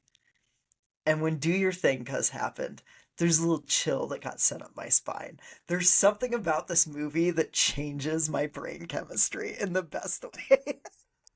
Oh, I felt something down my spine when she said that line. That's for sure. Okay, so Leatherface, like, dispatches all of these people super quick. Yeah. Like, Trey Songz dies in this car accident that he causes. Yeah, it's the worst death. Like, the nice guy with the tattoos and the piercings who was going to cook them all a nice little... He gets put on a freaking meat hook and cut in half. Cut in half, yeah. And, like, Trey Songz, like, Dies in a tips car over accident. in a van and bleeds out. Yeah. From a neck wound. The girl doesn't even get killed by Leatherface. She gets shot by a cop. It's so messed up. Oh, it's so dumb. But we get the carnival scene where this should be something really cool. This was in all the trailers. I remember this as like the big trailer scene of, oh, Leatherface is he's in a carnival. I think even the Jigsaw reference is in the trailer. I am pretty sure it's still in the trailer. Pigsaw makes an appearance. Yeah. With his tiny little chainsaw With going his, up like, against little toy Leatherface. chainsaw, yeah. It's fun. It's fun. I'll give it that. I love that part. That scene is fun. The rest of this is just pointless. Oh, no. The chainsaw yeeting is so funny, dude. Oh, the chainsaw it's so yeet bad. is so funny. I let out a groan just like that while watching it. No, it's so goddamn funny. It's as egregious as the yo-yo in Friday the 13th Part 3. I disagree. I think it's hilarious. It's so pointless. I do wish it would have cut Scott Eastwood's head off. If it would have been a kill, okay, cool, we're having fun 3D kills. He just throws it. Yeah. And then the scene kind of just ends. That is one thing. I wish there were more 3D kills in this movie. Like, 3D's in the title. You should have more 3D kills. Yeah, the 3D here is just almost non-existent or egregious. One or the other. The 3D title card at the beginning. Oh my god. Yeah. It's so bad. Dude, we should try and track down an early version of this script, and we should do like I don't know, maybe for Patreon we could do a live script reading with the actors and stuff we know. Yeah. It'd be fun. We can certainly try, cuz. I'd rewrite that one scene just to incorporate the "Do your thing, cuz" line. That's the only thing that I would change to Adam Marcus's script. So literally, this leading, because like that's kind of, I guess, the end of the second act. Yeah, yeah, because then she gets rescued by the and police it's officer. such a slog. This So- part of the, you have to admit this. This Yeah. part of the movie is a slog. It's 'Cause giving us, you- as the audience, stuff we already know. Yes, It's her discovering it, but it's not interesting at all. It's her looking through police files. Yeah, yeah, and While this I cop we wish she never have would've- met is walking through Leatherface's house. yeah, I do wish that we would have gotten a scene between her and the realtor at the diner, because she gets kidnapped before she gets there. Because that guy, like, the diner set was kind of cool, and like, you see him on the phone there, and I was looking forward to that. I'm like, oh, good creepy diner scene is always nice. The guy from But- Office Space. Yeah, yeah. Yeah, so it takes a while to get into the final act. But then like the finale to me is so much fun. Hold on, before we get to the finale, when Okay. when he's walking through the house, Mhm. Leatherface has brought Trey Songz there, and we get this horrible prosthetic of Trey Songz' head. It is so bad; It's it looks really like it's bad. paper mache. Yeah. It is horrible. It is one of the worst, like, severed head prosthetics I've seen in a major movie. It's bad. Remember I know what you did last summer double episode? Yeah, that one has a horrible one too. This one's Yeah. worse. No. I think that oh no. This one literally looks like it's paper mache. I mean, yeah, it does kind of. Yeah. But anyway, third act. Let's jump Yeah. into the third act we've all been waiting for. So yeah, like Scott Eastwood comes and they're using her as bait to lure out Leatherface. They like chain her up and they're gonna kill her. They're gonna kill Leatherface. Apparently, at some point, took her bra off. Yeah, double-sided tape doing wonders. Just teasing But- us. They do that so that you can see the burn scar on her chest, so that Leatherface sees the burn scar on her chest. And Here's the goes, thing, though. I looked this "Cousin?" up. Yeah, that's the reason why she has that, is so we can see the birthmark, but it's actually a Sawyer family emblem burnt onto her. Yeah, Alexandra Daddario offered to do nudity for the movie, for this scene. yeah. I read that too, and they said it was too much. I hate these producers. Yeah. I They mean, made this movie and then robbed us of that?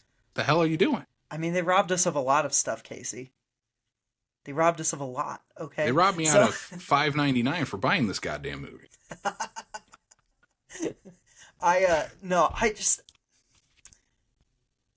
Yeah, Leatherface shows up. He sees the burn scar, right? Yeah, he figures it out. Yeah, And he figures it out. He gets ambushed by the sheriff. by two guys. By two guys. And they're like really He's old. beating him He's up. old. I'll give He's him that. old. He's like a 60-year-old man. But then like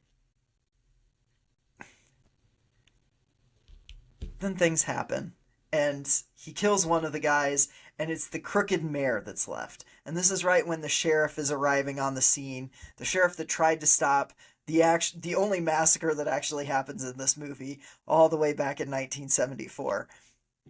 And he shows up. He right looks exactly as, the same, by the way. Yeah, he does. He didn't age at all. He's a vampire. Yeah. Leatherface gets the upper hand. No. Yeah. We get the Yes, do he your gets the thing, upper cuz. hand. He kicks the Yeah. guy like into this meat grinder, Yeah, he and like the mayor's like, "Please, help me!" He's yeah. yelling at the He cop. cuts both of his Achilles tendons so the guy can't move, and then yeah, he like pushes him with the chainsaw into the meat grinder. And then chainsaws him at the wrists so that he falls in. I love this effect. I think it's it's cheesy, but It's it's awful. really fun. It's really fun.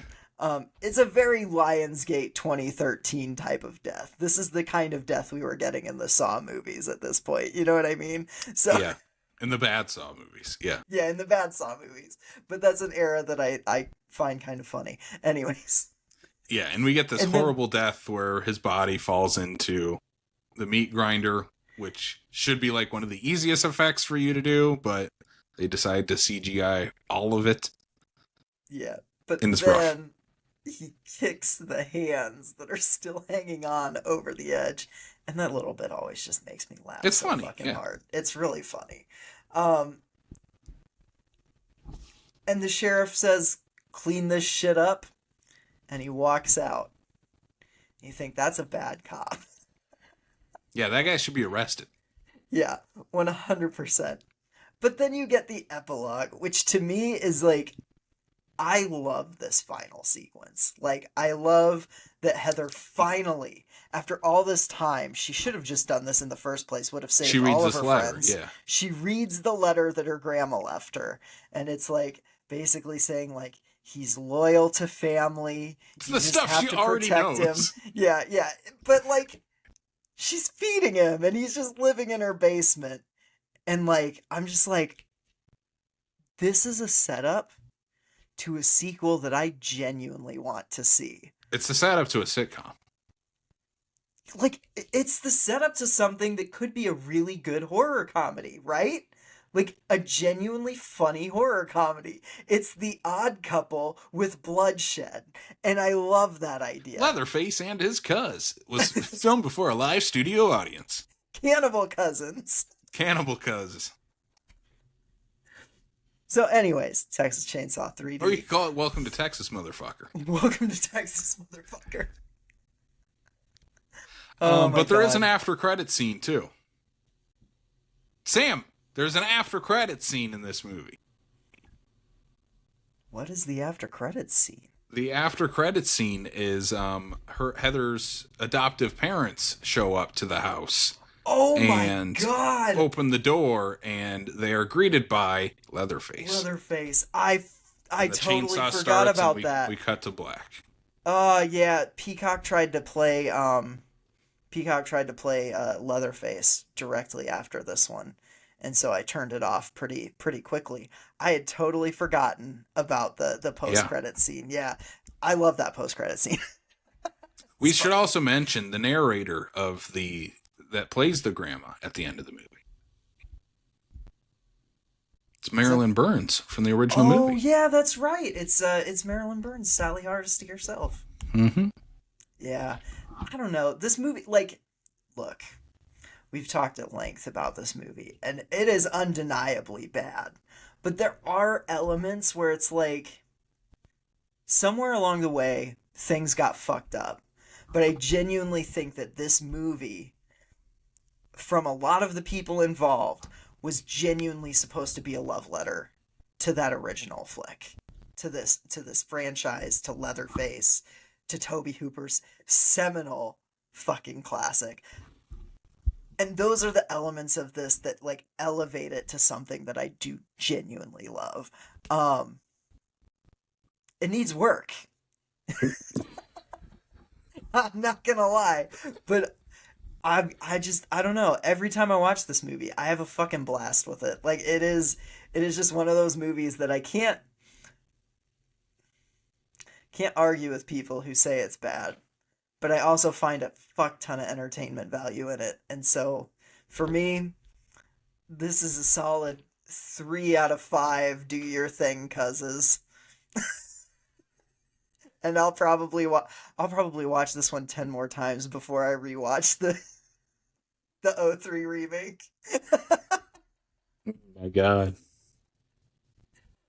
Casey, what are your final thoughts? This movie's like a rusted out car that you would find behind the Sawyer house, where you're like, I could do something with that. There's the bones. There's the bones of it. But then you need to, get rid of the rust, add an engine, the tires, new interior, all the mechanics, all the electricals inside of it. You basically need to start from scratch. And that's how I feel about this movie, where I think there is bones of what Adam Marcus especially was trying to go for in this movie, but for me, none of it really is there.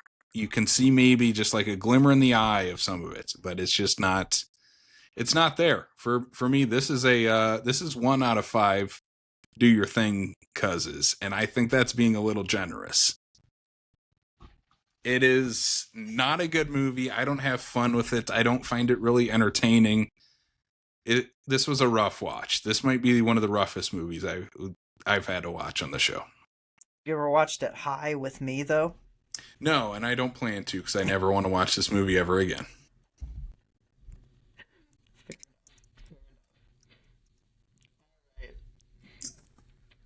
Hey, look at that. We made it hour and a half into the show. We're not quitting. We're not going anywhere.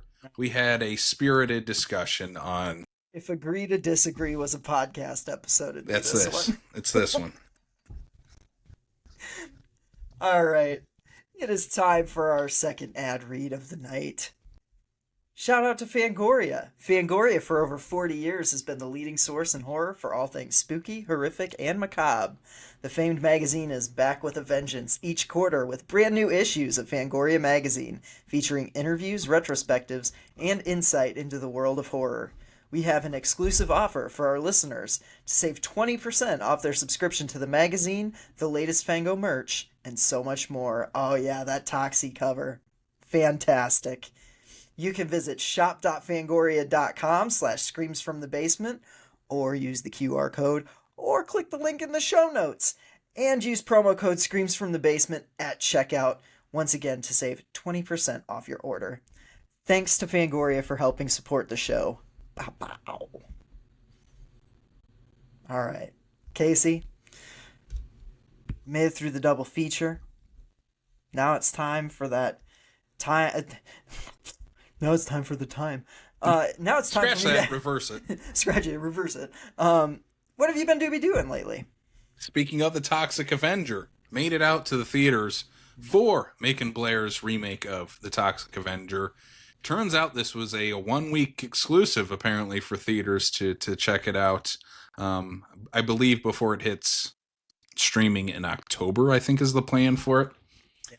So yeah, this is the remake of the Toxic Avenger, completely, I would say kind of like the 03 version, where it takes elements but changes a lot of things in this movie.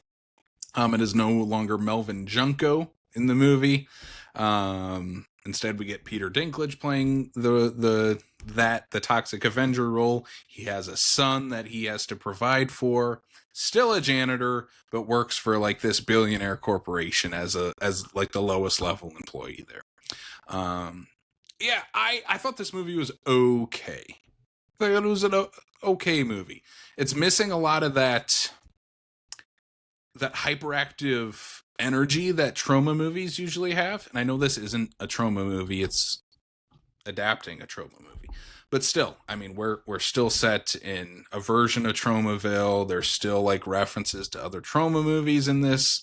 So it's enough of a trauma movie, but I think it's just like missing some of that charm.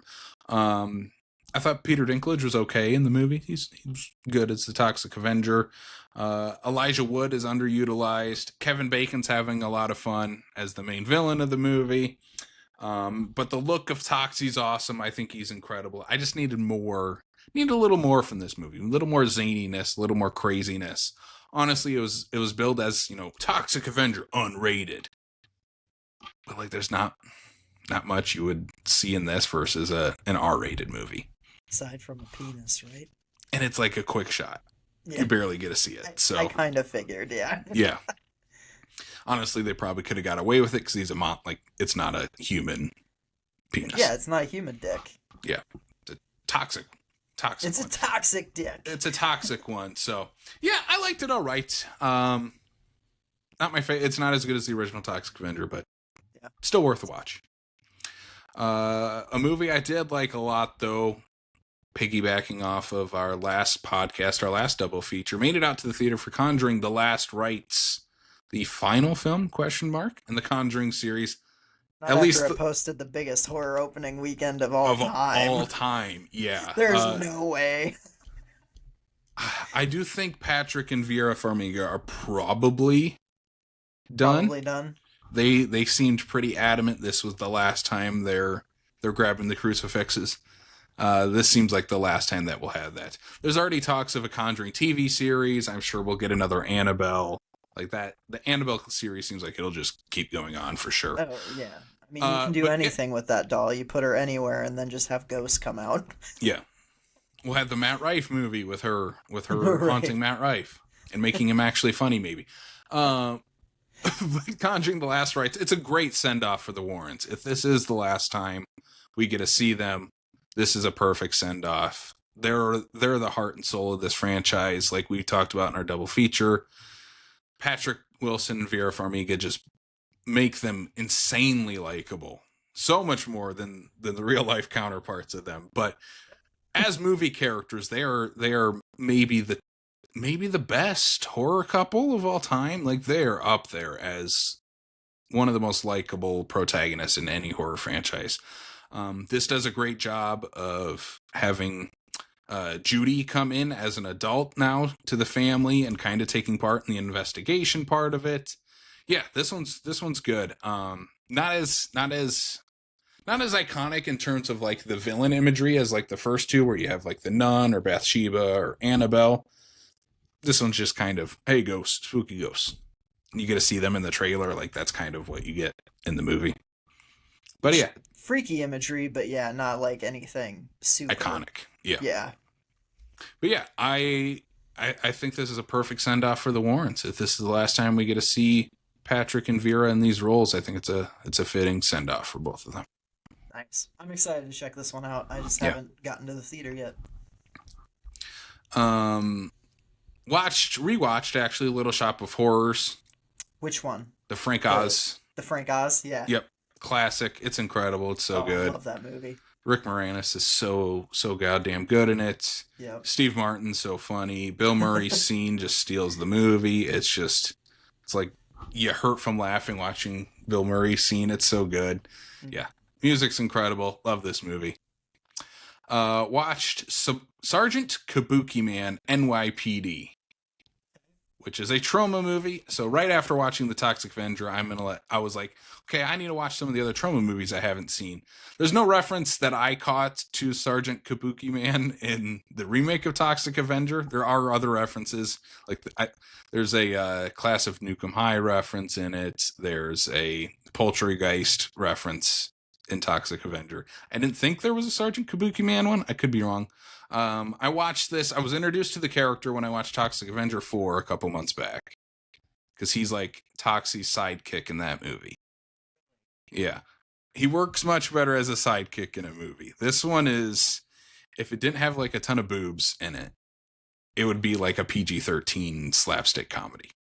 It's so goofy, so weird. It's about this New York police officer who ends up like getting this mystical Japanese curse on him where he becomes Sergeant Kabuki Man.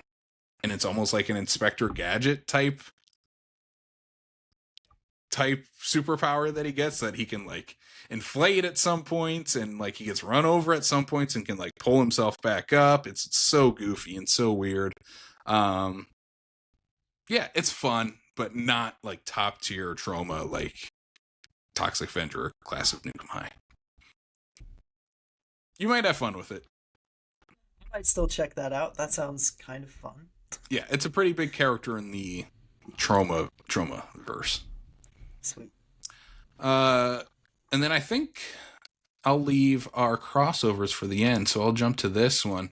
I watched Alvin and the Chipmunks Meet the Wolfman. Classic. I love Classic.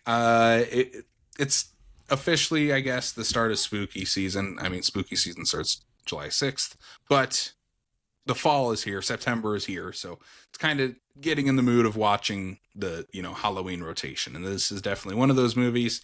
This movie's so good. Like, legitimately, for a kid's animated straight to video horror movie with Alvin and the Chipmunks. Yeah. It's incredible. Meet Frankenstein is also really good. I think this one's better than that one. I agree. Frankenstein is good, but it's not this one. Yeah. Like, gives great characterization to all the chipmunks. Theodore, like, it's the best Theodore in any version of the Chipmunks. Agreed.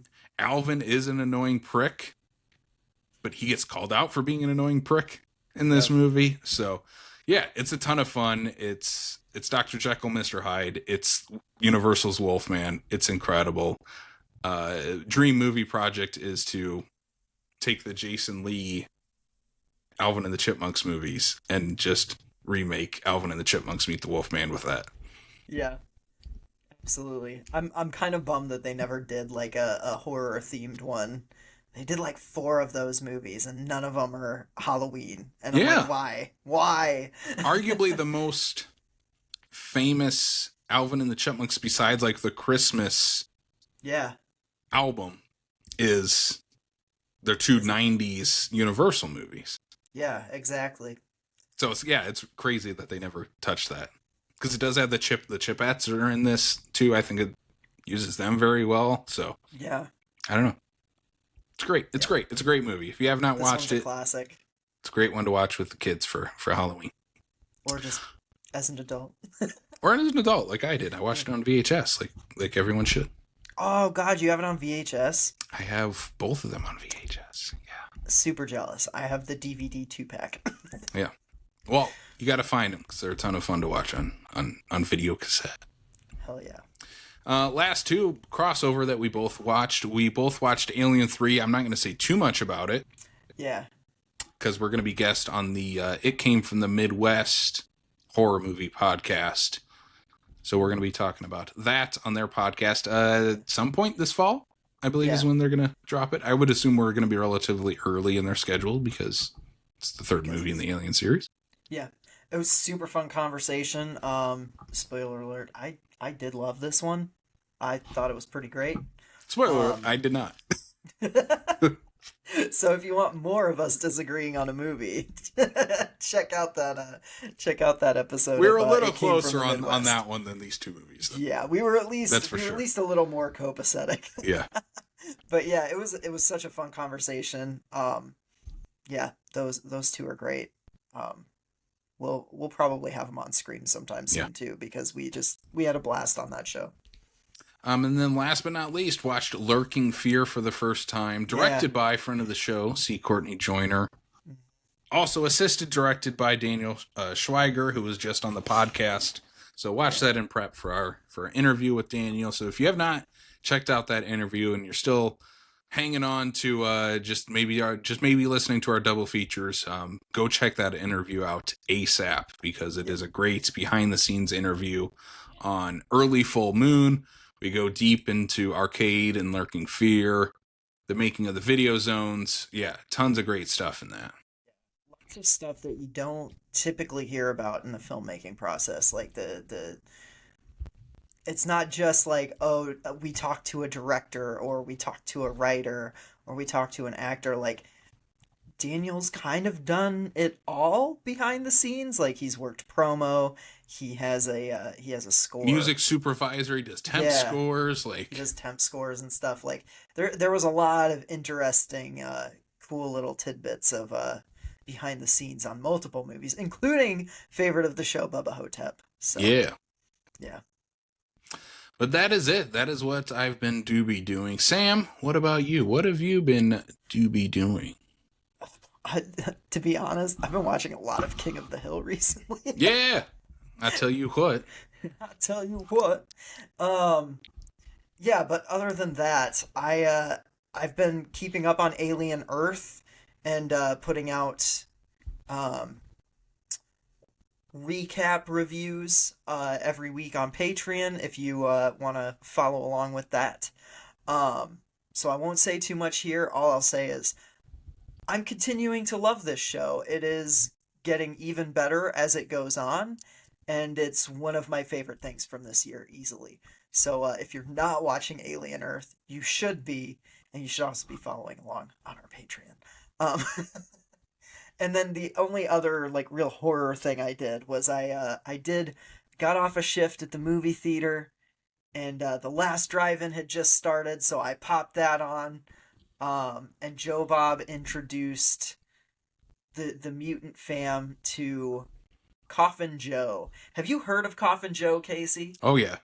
So I had never heard of Coffin That's Joe. surprising you've never heard of Coffin Joe. Yeah, I've like, never seen it, but it's always kind of been like this mysterious character that I've yeah, because he's like always a known of. character Yeah. that did horror hosts and he did some movies and stuff, but like it was just kind of a character from Brazil, and it's one like the first Coffin Joe movie, which is not the one that Joe Bob played, was one of the first like Brazilian horror movies ever made. But he played the sequel, which you don't need to watch the first to enjoy the sequel. It's got a fucking great title. This Night I'll Possess Your Corpse. It follows Coffin Joe as he kidnaps 6 women from a local town to basically find one that will give birth to a perfect son because he believes that is the key to immortality. And from there, it just goes wild. There's it's all done in black and white, except for one scene where he takes a trip to hell, and it is all of a sudden in vibrant Technicolor, and there are whips and chains and nudity galore. This movie's wild. Literally like one of the weirdest movies I have seen in a good long time. And I really liked it. I thought it was fantastic. Um, he played the church afterwards, which was originally um, developed as the third Demons movie, and then they changed the title because they wanted it to be, I don't know, for lack of a better term, more elevated than the Demons movies. It's Demons 3 though. From what I saw, I did fall asleep halfway through that one, unfortunately, but I will be watching the rest of it because what I saw was awesome. Once again, Last Drive-In just is one of those things that I cannot miss. If I am home when that is on, it is on the TV. Like, I have to have it on. And yeah, This Night I'll Possess Your Corpse was awesome. If you're looking for something to watch, if you're looking for a Joe Bob episode to dive in on, totally recommend it. So that is what I've been doing. Well, that is what we've been be doing down in Texas for this episode. So thank you all for joining us. Thank you all for listening to the show. Sam, Welcome we're gonna to get the to basement, motherfucker. we're gonna get to our plugs, but before we do that, let's shout out a couple events that we have coming up. Yes. So if you're listening to this on Friday when this comes out, September 12th, we're going to be hanging out at the State Theater once again for late night at the State with Lady Street Fighter, which is a very different change of pace for us during late night at the State. We're doing like an early 80s grindhouse action, low budget exploitation flick. If you want to see celery stalk being filleted, some of the wildest editing you've ever seen in a movie, and a Tommy Wiseau like accent so thick that I hope to God the State Theater has subtitles, this is the movie for you. Lady Street Fighter. So plenty of tickets available for Lady Street Fighter, believe it or not. So if you're make on the sure fence, to buy a come on out. libation at the concession stand before you go in, because this one, it's gonna be fun, but it's a weird one. Yeah. Also coming up then next week we'll start our Fantastic Fest coverage. So we're going to be covering some of the films at Fantastic Fest. I'll just say stay tuned to our social media channels to figure out which movies we're going to be covering. Plenty of interviews already in the can, some great stuff, so be on the lookout for that. We've seen some pretty great stuff that we can't talk about yet, so just be on the lookout for it, because there's definitely some stuff we'll be recommending that week. And then at the end of the month, if you are in the Sioux Falls, South Dakota area, Vermilion, South Dakota specifically, come on out to the Vermilion Vortex Film Festival. That's at the end of the month, last weekend of the month, September 26th through the 28th in Vermilion, South Dakota. We are two of the co-organizers of the festival at Sam's home turf at the Coyote Twin Theater. So we're going to be hanging out, showing over 40 movies all weekend long at the Coyote Twin for Vortex 2. Bigger. What is it? What was our tagline? Bigger, badder, Vortexier. Yeah. Vortex 2. So come check it out. And then we have not talked about this on the podcast yet. We should probably throw it out. We're doing a live version of the podcast. Yes. A very fun live show that we have planned. October 16th, 7 p.m. at Full Circle Book Co-op, Seance of Screams. Yes. Live podcast. We're going to be playing, it's not going to be like anything we've done before, really. No. And the only way you're going to be able to see and or hear any of those shenanigans that we have planned is to actually be there live. We're planning on some audience interaction. We have some guests lined up that are going to be total surprises until you're there. And it's going to be a good time among horror fiends. Yeah. So like Sam said, this is the only way you can ever hear what we're going to talk about on the show, because we are not recording it. It's not going to end up on this podcast feed. It's not going to end up on YouTube. So be there or be circle. Sam, let's let the people know where they can find us online.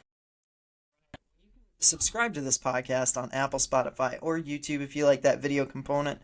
Make sure to like, give us a 5-star review, subscribe, all of that kind of stuff, so you never miss an episode, so you boost us in the algorithm and help us find more like-minded horror fiends to join our Legion of the Damned.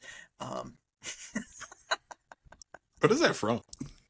I think it's from Last Stop. I think I just made a Last Stop reference. Oh, that's right. It is, yeah. Just did a Nate Holtz impression. Shout out Nate Holtz. You can also follow us on socials. We're on Facebook, Instagram, Threads, Blue Sky, and TikTok. Just search Screams from the Basement on any of those, and you'll be able to find us. Casey, if they want to support the show, how can they do that? Well, one of the best ways you can do so is by joining our Patreon. For as little as $1 a month, you can get exclusive bonus content every month into your Patreon feeds. For $1 a month, you get our monthly newsletter, and you get exclusive artwork created and designed by our own Sam Lens that we will send directly to your home sweet home. Also, if you're joining our $5 tier, which is the one we recommend, you get all those great things, plus you get our bonus episode each and every month. You get Sam's written reviews, you get my collection vlogs, and anything else we want to throw up on the Patreon. So again, as little as $5 a month, that's less than a Starbucks orange mocha cappuccino. So please join our Patreon or buy some exclusive merch on our TeePublic store. Again, you can check out all the awesome designs that we have up on our TeePublic store and rep your favorite Spooky Boys podcasts. And for all the links to anything that we've talked about in the show, check out screamsfromthebasement.com. Links to all of our events, all of our Patreon merch, socials, podcast, all that stuff. New home base, screamsfromthebasement.com. Hell yeah. Well, with that said, thanks for tuning in, everybody. And sweet scream. Do your thing, cuz.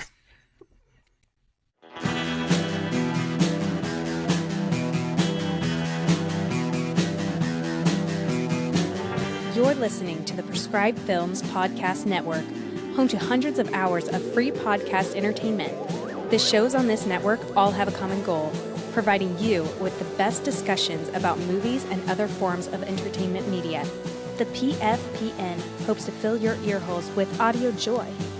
Visit our website with links to all the other amazing shows at www.thepfpn.com.